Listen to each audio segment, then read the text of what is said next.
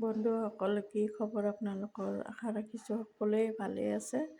আৰু এইয়া ৰাতিপুৱাৰ নাজাৰা এটা দেখিছিল আপোনালোকে, কেনেকুৱা লাগিছে। ৰাতিপুৱা একেবাৰেই আৱাজ বেছি নহয়, আৰু দিনত কিমান আৱাজ হয়।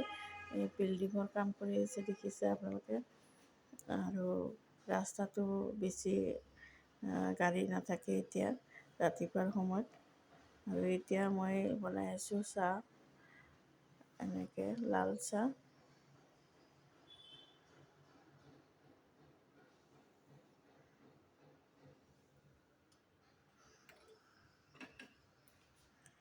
মই এনেকৈ লাল চাহ বনাওঁ কেতিয়াবা।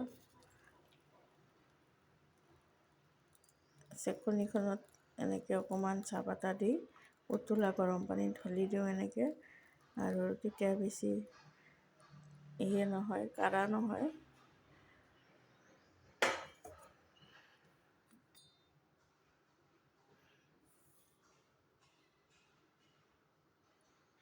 এইটো হৈ গ'ল লাল চাহ।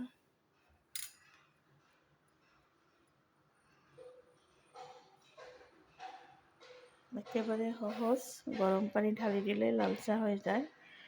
এনেকৈ লাল চাহ বনাবলৈ খুব ভাল, ইজি।